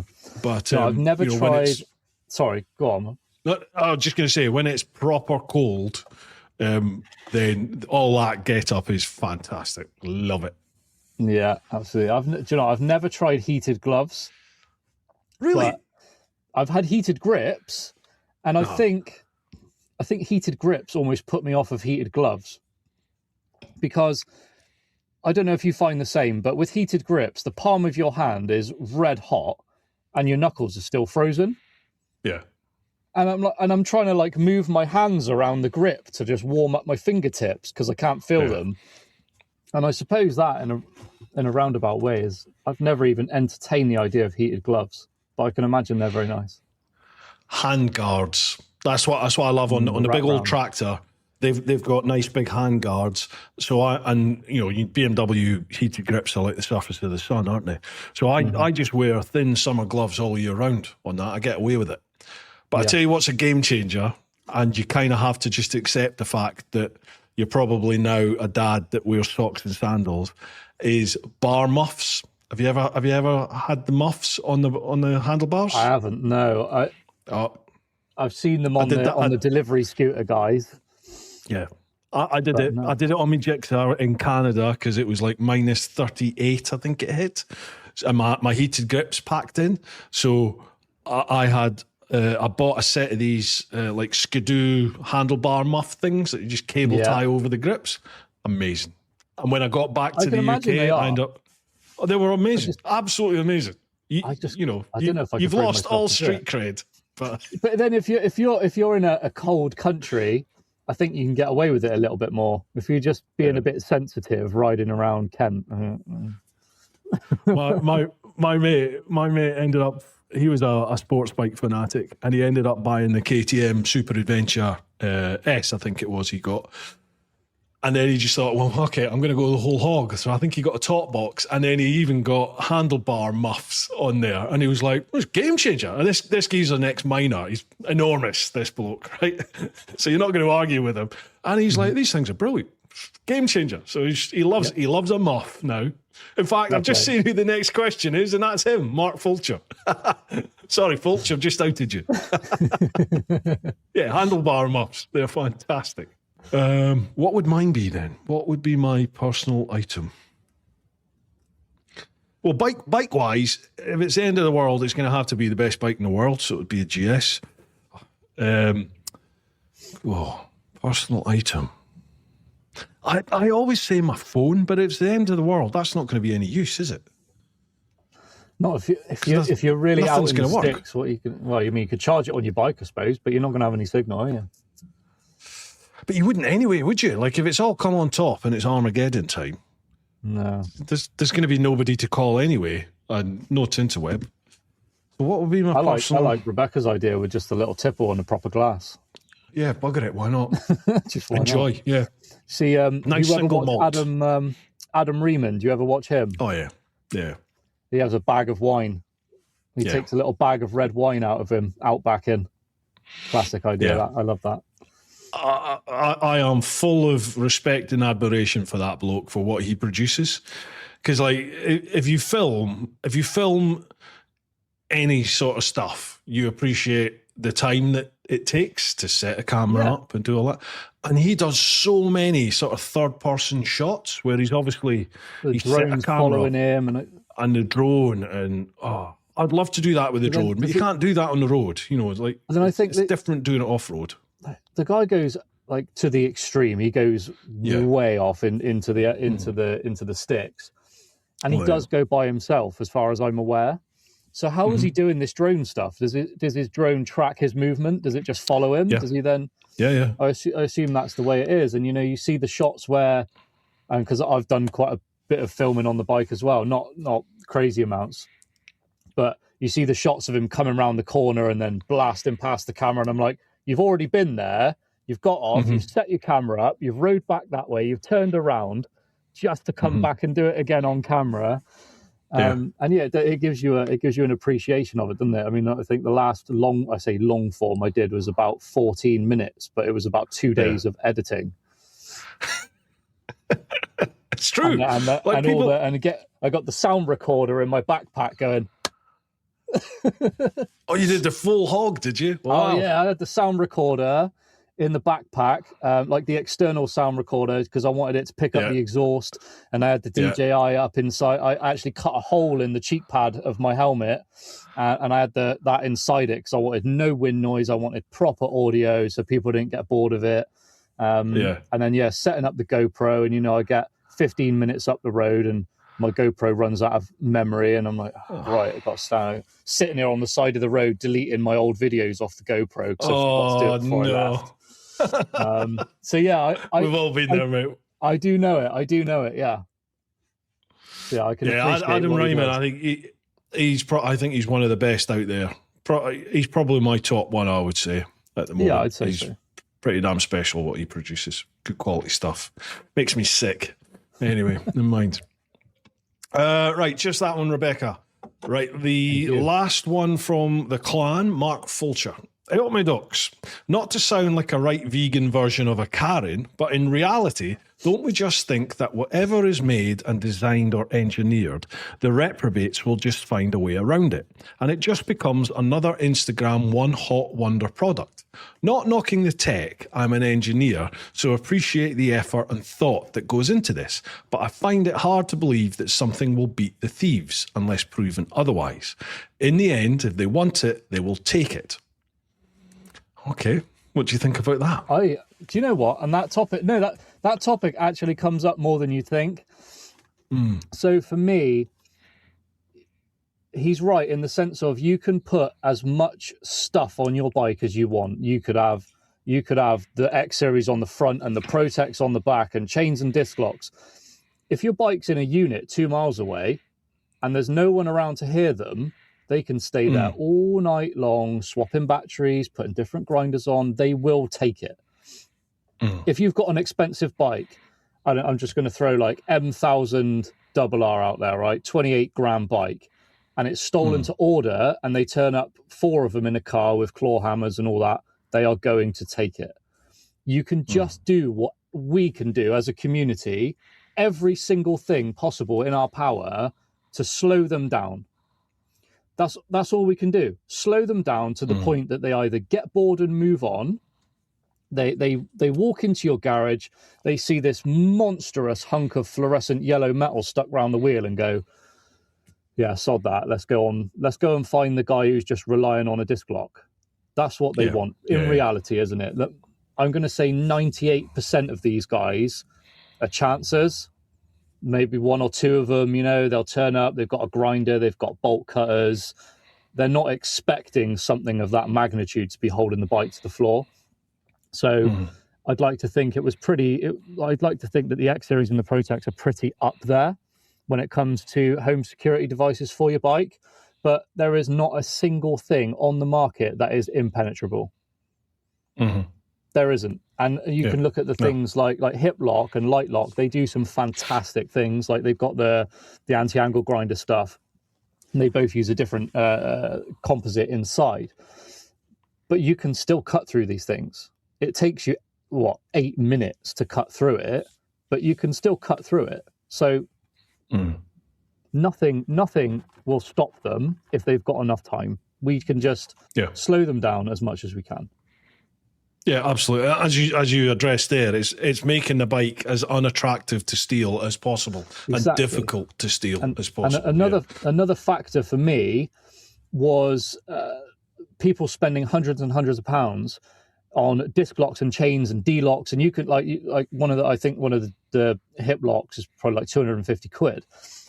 Yeah, great. They will drag it out. And I actually watched a video the other day of that exact scenario. I couldn't say what locks were on it. It was just CCTV footage. But there was an Africa Twin that they dragged out of this guy's garage on its side, like on the crash bars, and they just dragged it by the tailplate over to the van, and they sort of got it half in the van, and they just drove off down the road with the front end hanging out the van. Jeez. I thought, well, so that's things like that. It wasn't from that video, but things like that is the reason why I was so hell-bent on creating a series of products that physically bolt your bike to the floor. Because they cannot drag it away. They are going to be in your garage making a shit ton of noise for a long, long time to get that bike. So when we went through Sold Secure, I actually take the one that they used for testing, I take that to trade shows with me and show people what Sold Secure managed to do in 5 minutes with a grinder. And they were cutting through the side. He said, I'm not going to attack this shroud that's covering the padlock because there's too much steel. I'm not going to get into it in 5 minutes. It's not going to happen. He says, I'm going to try and bypass and cut the whole side of the lock off instead. So I've got a big gusset on the side, and he got stuck on the gusset, and he actually, in 5 minutes of grinding, he didn't We've all been there. We've all been there, Matt. Sorry. Stuck on the gusset. Sorry, mate. In 5 minutes. I'm a child. Sorry. No, you know, you took your opportunity. I appreciate that. He didn't even get to the pin that holds the padlock in 5 minutes. So for me, that was a huge sense of relief. You know, this guy he went through 2 discs, a spare battery, and he was cutting on this lock for 5 minutes solid, which might not sound like a long time, but when you're on the grinder, 5 minutes is a long time. Especially if it's a lot of noise, isn't it? It's a lot of noise. It's a lot of time, and he barely made a dent in it, barely made a scratch. So I was well over the moon with that. Yeah. How did it work then with the Sold Secure? It is Sold Secure, isn't Sold it? Secure, the accreditation. Yeah. So that you pick what level you want to go for, or Correct, do they just Go for it and then award whatever they think. No, you pick what level you want to go for, and then they'll test it to certain specifications. So whenever you're shopping for a disc lock, you'll most likely see Sold Secure Gold, which is the common ground for disc locks and chains. Sold Secure Gold, and that incorporates trying to pick the keyway, bolt cutters, I think hacksaw, and I couldn't tell you the amount of time. It might be 90 seconds or 60 seconds. I can't tell you off the top of my head, but they don't include the grinder attack. If it's certified as diamond, they include the grinder attack, which for powered cycle diamond, which is like pretty much everything on the market, it's a 90-second attack. So they do 90 seconds of cutting, 90 seconds of bolt cutters, 90 seconds. Every single attack they hit it with, it's 90 seconds on a stopwatch. When you then move into, SS105 ground anchor diamond, they then up that to 5 minutes. So it's 5 minutes. It's 5 minutes of drilling the padlock, 5 minutes of drilling the bolts on the floor, 5 minutes with a builder's bar trying to just pop the padlock off, lever it up, 5 minutes with a grinder, and the last one, I think, that was the grinder was the last one. The one before it was map gas, and they had the gas torch on the pin until it was glowing hot, and then they came in with the chisel and punch, a hammer and chisel, and they were trying to, while the steel was soft, they were trying to chisel the head of the pin off. So like these guys don't mess around when they're testing. They don't mess around. And the guy we had was a big boy as well. He clearly hit the gym as well. But he was really, really lovely. So with Sold Secure, you pick you pick what you want to go for. They send you a list of the attacks, which is quite daunting to read, and you're looking at this list going, Jesus Christ. But when you're actually stood there watching them do it, it's amazing. It's incredible. But then for me, like, the big thing is, I filmed all of it because I wanted to, like, if something happened and there was a weak point or something, I had everything on film and I wanted to review it. Yeah. Learn from and develop from it. And they don't say to you, don't post it on Facebook or Instagram, but what they say to you is, we strongly advise that you don't post this on social media because you are just advertising. If we get into it, you're advertising how to get into it. Yeah. So if you actually YouTube search Sold Secure testing, nothing. I think there's one video, and that's from Sold Secure, and it's a promotional video. But that's why you will never see footage of Sold Secure's testing facilities, because they pretty much tell you, don't post anything from in here. Makes sense, though, doesn't it? Makes sense. It absolutely does. Yeah, absolutely does. Yeah. So, but, when we live in a day and age where you want to post everything, and but it purely makes sense, So didn't bother. Well, in terms of Fortlox, then, as a company, what is in the pipeline for development then that you can speak about? So at the moment, the Protex being the newest thing, that's been in development for sort of the last 4 or 5 months. And that went through all of the same stages that the X-Series did, drawing. I didn't make this one out of wood. I just sort of hoped for the best when I got it all cut out of steel, based on my technical drawings in the living room. But at the moment, I'm just focused on building the brand. I'm not focused on introducing any more products at the minute. I just want to focus on the ones that I've got. So I want to push the X-Series. I want to push the Protex. I've got a few smaller ones, which you've seen, which is the disc lock and stuff. That disc lock is from a company called SXP. And that disc lock is Sold Secure Gold rated. And I've just got that one in a nice Fortlox carry case. So there's a few little things on the website. I do helmet hangers. Yeah, I saw them. A couple of accessories, and they do really well. Like the helmet hangers and the disc locks and that, they fly out the door. It's like every other day, it's just like boxes going out. So that's really cool.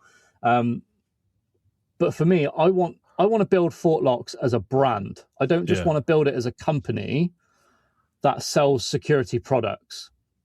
So Fortlox is going to be, say, like the umbrella, and I'm going to have off branches from it. So I used to be, still am, a professional detailer.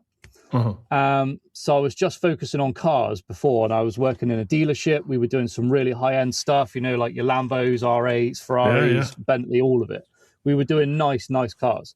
And I was doing that professionally. And I had all the kit sat in the garage. So once Fortlox was set up and running, and it's just now a case of social media presence and boxing orders, like the legwork is done. I decided to kickstart the detailing again, but this time just focus on motorcycles. So I've now kickstarted an off branch of Fortlox, which is called FX Moto Detailing. And I only do motorcycles. And that one has taken off. Wow, it was extraordinary, to be honest, how quickly that one took off. I think it was the right time of year because everybody's sort of digging their bikes out now. But yeah, so there's FX Moto Detailing, and I'm going to branch into motorcycle sales as well. And I think the long-term goal from this, and you may chuckle, is I want a cafe. Oh yeah. I want a motorcycle cafe, on the level of Bike Shed or Baffle House, those sorts of establishments, like the red Chesterfields, the Chesterfield sofas with the bikes on display, and that sort of industrial. I love it so much, and I always wanted to do some sort of cafe. So for me, if I can, over the next sort of 5 or 10 years, if I can build Fortlox to be this sort of umbrella brand where like it's going to be, or we'll pop down the cafe and we'll have the guys detail the bike and machine polish it while we're having breakfast. And there's a shop upstairs. We'll go and look at security. And for me, that gets me going. And that's where I want to be with Fortlox. Oh, mate. With stuff like that, do you set yourself like a deadline? Do you say, right, in 5 years or 10 years or? No, I should though. I should, and I should hold myself accountable to those deadlines as well. But I don't. I think now I've made the leap to go self-employed.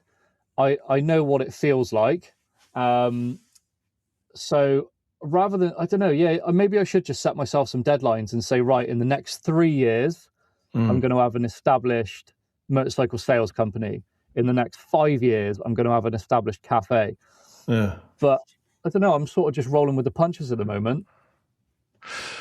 Because I'm at a stage now where I think I maybe have a bit of a pessimist. Maybe not pessimistic's not the right word, but I kind of look at what I do. Like making shitty videos on YouTube and stuff.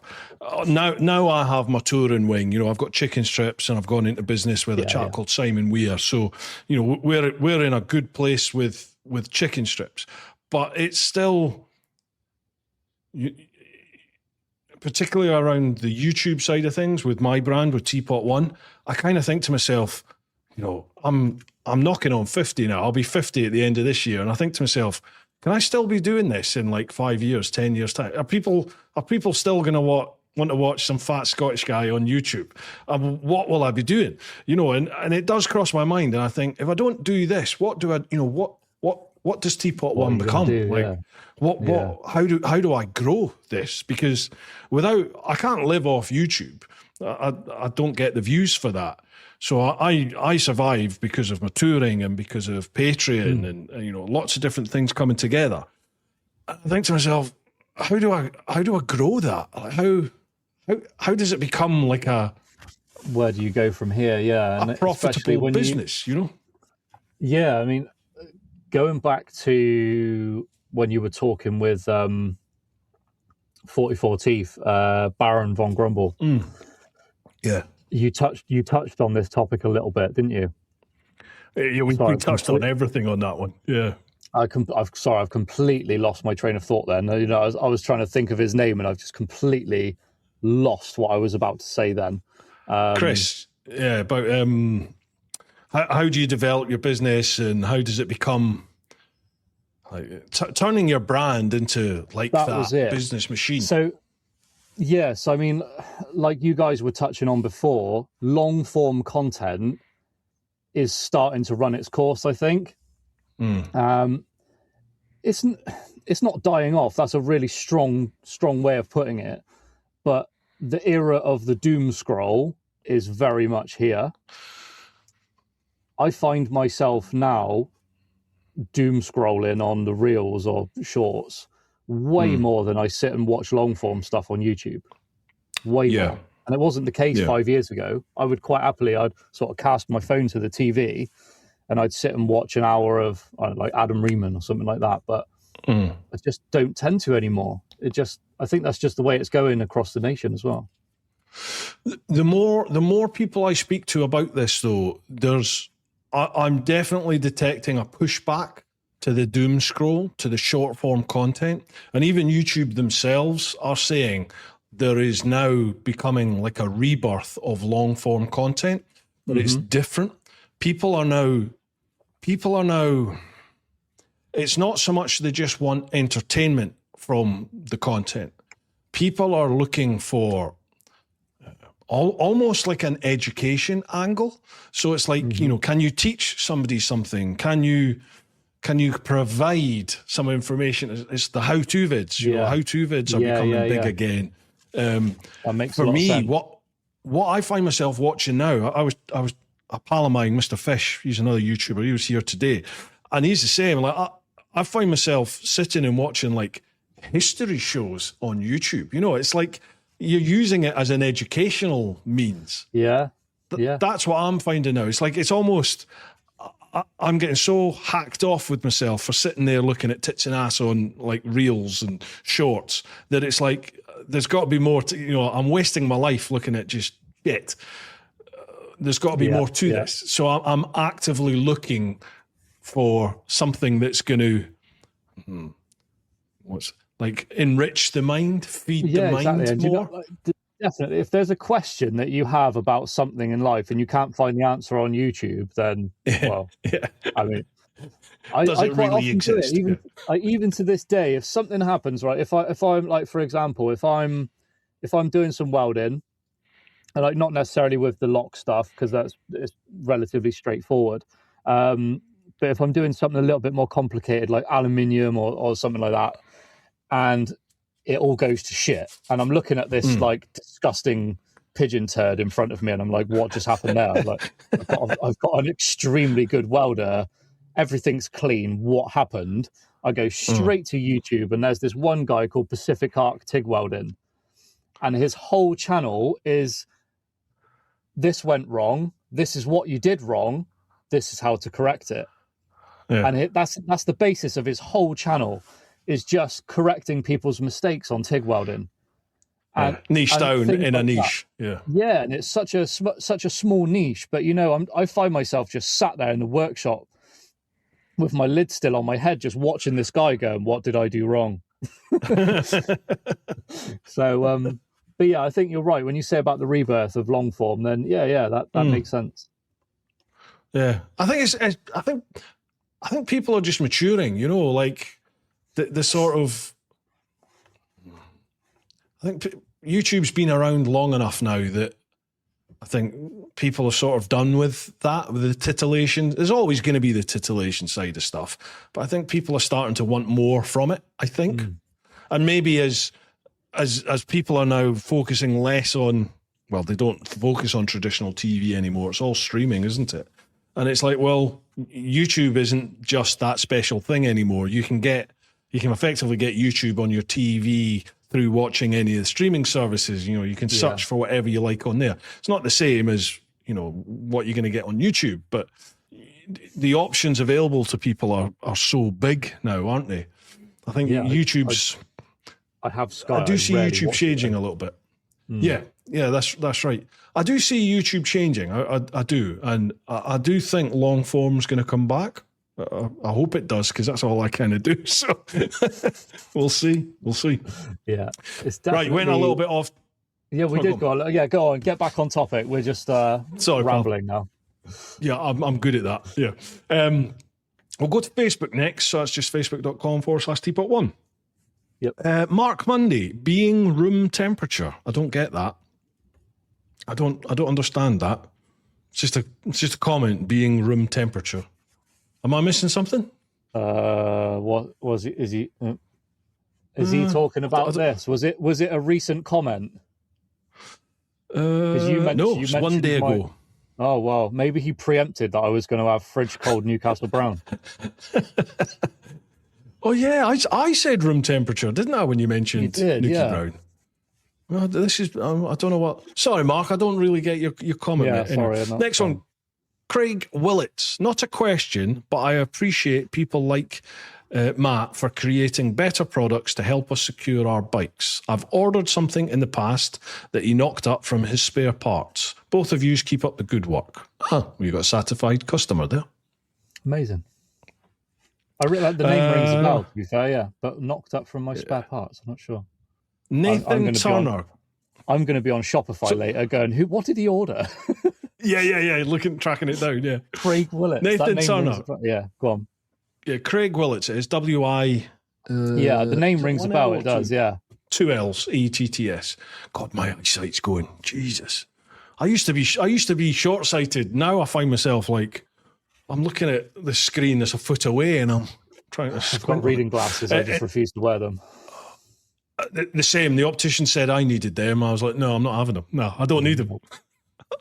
Maybe I do. Nathan Turner, glad you're back doing the podcast. Cheers, Nathan. Question. What is one of your favourite funny stories from one of your... I think this is to me. Sorry, pal. One funny story from one of your bike trips that makes you smile. Nathan, Saskatoon, Saskatchewan. Canada. Funny story from one of the bike trips. Oh, jeez. Funny story. There's quite a lot I can't talk about, to be honest. Those kind of tours. Funny story. Well, I think the most memorable one is... Yeah, exactly. Unless I capture it on film, in which case it's going on YouTube.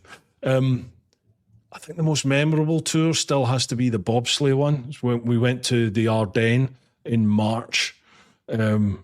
and we should have gone in April, and it snowed on us. We literally got stuck in snow, and yeah, it was just a proper adventure.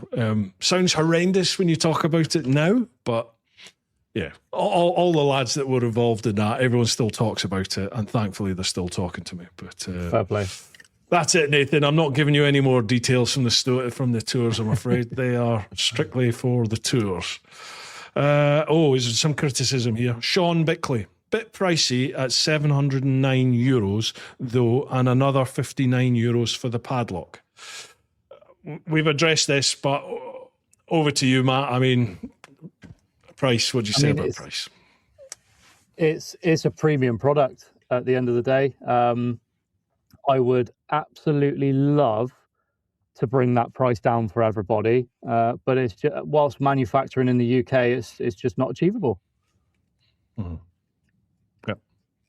That's all. I don't think people realise that. Yeah. And there is absolutely no greed on my part. I promise you that there is no greed. It is a case of that's what it needs to be. The stainless steel is what does it.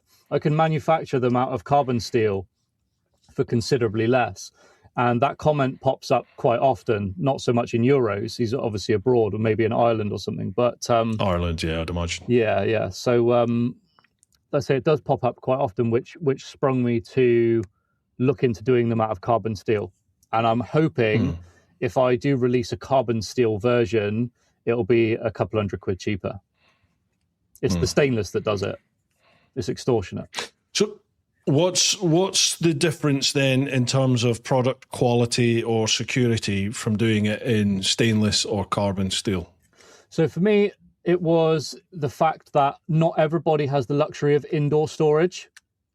And if you're going to spend £400, £500, £600 on a product, I want to see it looking as good as the day it turned up in 10 years' time.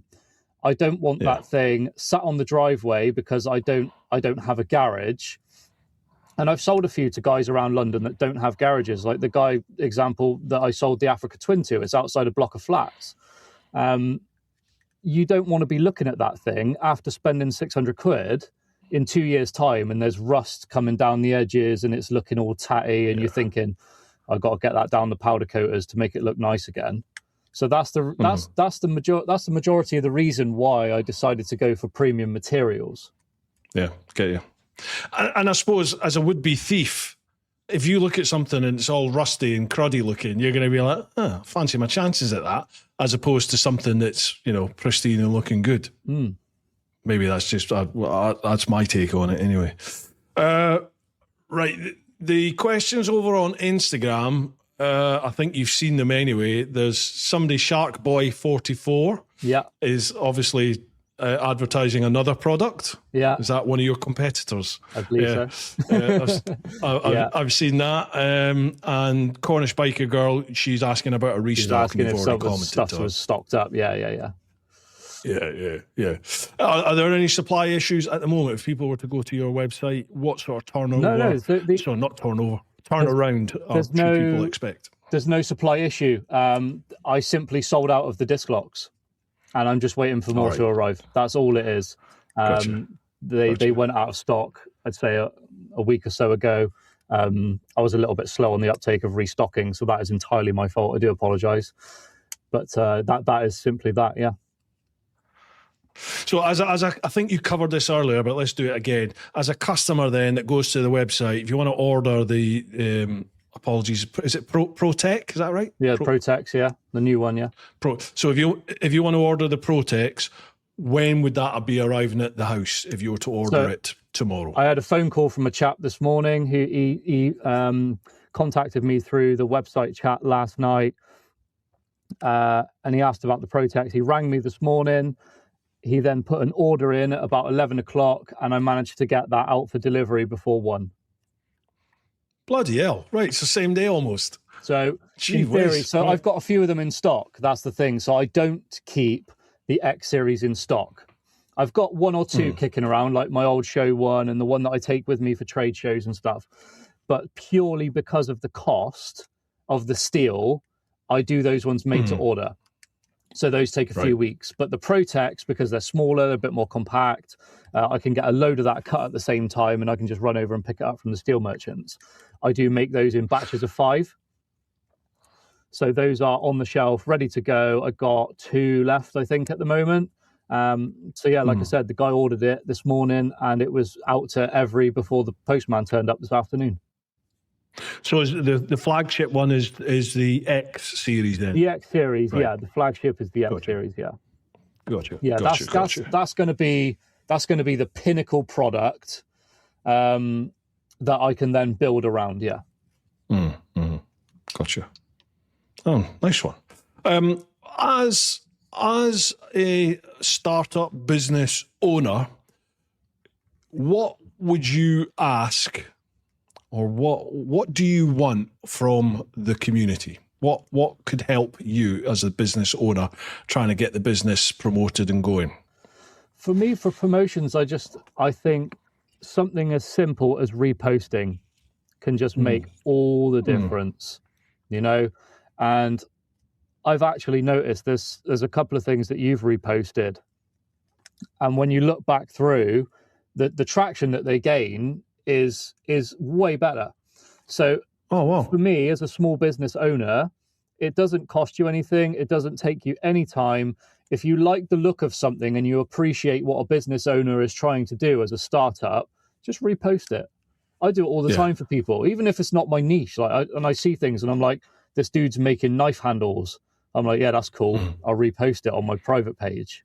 So that I think that goes a long way for people. Oh, I'm glad that's helped. Yeah, I mean, Instagram. I do most of my stuff on Instagram now because it's all linked, isn't it, to Facebook and stuff. But they made it so easy just with that little sort of recycle arrowy thing. You just tap that and you repost it. Yeah, exactly. Brilliant. Yeah, absolutely, folks. If you've got a creator that you value, you like, you want to help support, these days sharing. Liking and commenting, subscribing, following, all that. Yeah, absolutely. That's cool. That's brilliant. Sharing is the single biggest thing you can do to help your creator or your business that you enjoy. Just sharing their content. That is the number one thing at the moment for sure. So do that, folks, if you can. Right, dude. That's us almost at the 2-hour mark. Cool, man. Apologies, we can't talk all night. By, hasn't it? It has. It's crazy. It's crazy how quick it goes. Mind you, when we had Mossy on for 7.5 hours, that felt quite a long time. Yeah, I'm surprised I haven't needed the toilet yet. I've got an extension lead running out the house. So I said to my other half, I was like, I'm going to go and sit in the van. I was like, it's quieter. I was like, but I need the engine running to use the 3-pin plugs and stuff. And I was like, well, I'm going to have to run an extension lead out the house. And the extension lead's coiled up on the front seat of the van with all my chargers plugged in and my lights and everything because it was too dark in here. So, yeah. Brilliant. You're ruining the illusion, Matt. You're ruining the illusion. I can switch all the lights off if you want. It goes pitch black. Wait, it looks like the sound's brilliant in there. I got a little DJI here, just a little fairy mic. Oh, yeah. Bloody hell, that's your mic? Yeah, wow. The DJI, just that little mini one, little teeny tiny one. Yeah, the Mic 3. They're like 40 quid or something, yeah. Yeah, that's awesome. Nice one. On the curtains. The sound you're getting from that is fantastic. Just like little lights. They're just like Temu sort of like, I think that was about 6 quid, and it just charges up on a USB-C, and I just stick it on the corner of the laptop, and there's another one behind there, and it all works. Jesus, I got bloody studio lights all over the option here. Christ. I wish I had a nice little studio. I had a nice little sort of area to work, and I just filled it with shite. Well, it's not shite at all. No, I tell a lie. I had to order. I tell a lie. I had to order all the packaging for the X-Series, and I wanted branded boxes, like really nice looking packaging, so you spent a lot of money on your product. It needs to look nice the second that you see it on the doorstep, So this company were like, yeah, fine. You need to order a minimum of 100 boxes. I was like, yeah, fine, whatever. So then there was all the little other bits that go with it. and there's these inserts that go in. And I was like, yeah, whatever. And they went, well, the inserts a minimum order requirement of 1,000. And I was like, all right. I was like, all right, whatever. Yeah, I was just like, yeah, I need the boxes, man. Just send it, whatever. They've got you bent over a barrel, don't they? They sent me the pro forma. I spent $3,500 on cardboard. A fucking lorry turns up outside my house, and he was like, have you got a forklift? I'm like, no, I ain't got a fucking forklift, mate. You're outside my house.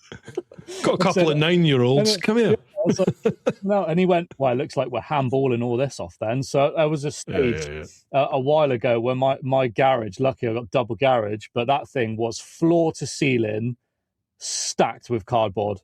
And I'm stood back looking at this thing going, if this gets damp, I'm $3,000 out on cardboard. Yeah. So I put it in.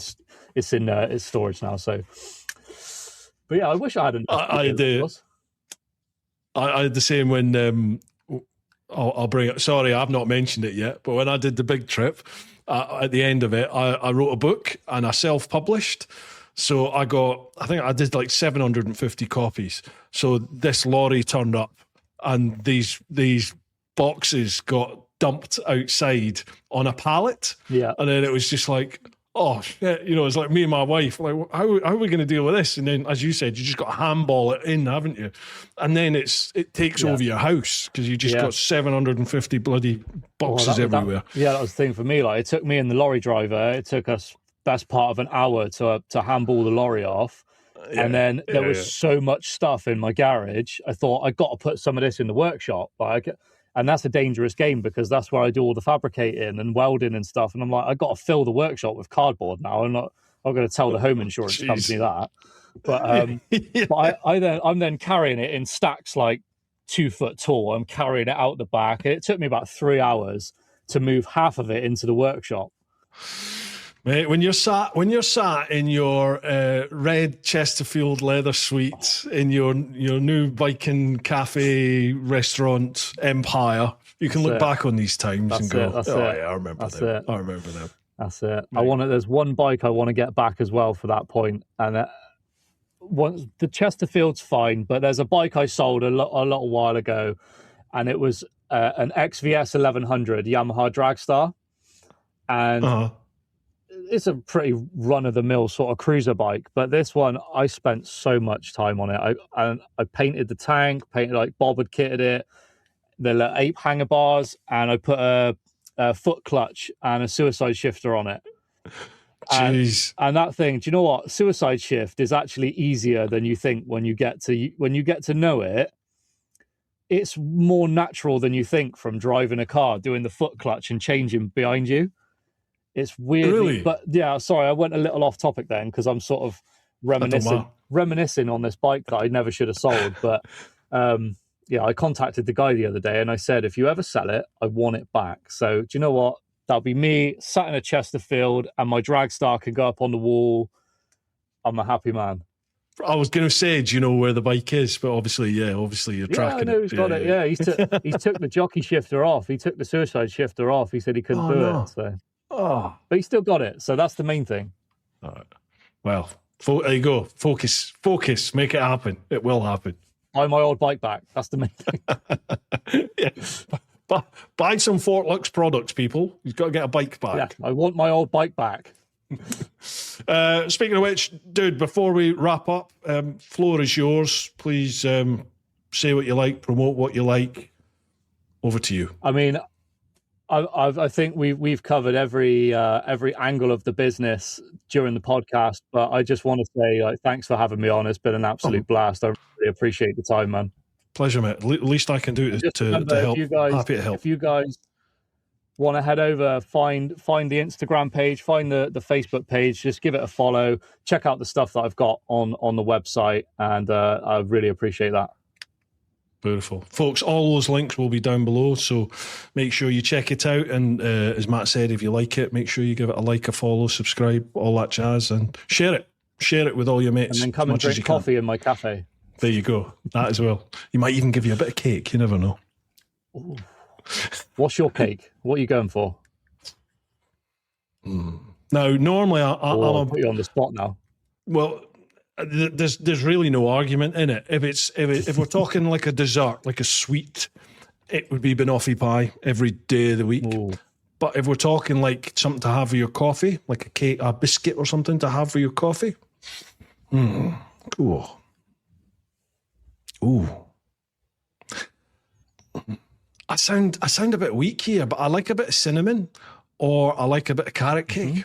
As a fat man, I like carrot cake because I feel like I'm eating fruit, vegetables. Carrot cake is an unrecognised champion, in my opinion. Yeah, definitely. Right, carrot cake is elite. I don't feel so weak for saying that. Just a nice lemon drizzle for me with a latte in the cafe. Oh, did you think we'd be talking about this, Matt? This is getting too much now. I think we need to wrap it up. I'm getting hungry. Yeah, I might have to go inside. Pick my wife out of bed. Come and make a cake. That's it, man. She punched me in the face. Right, cheers, Matt.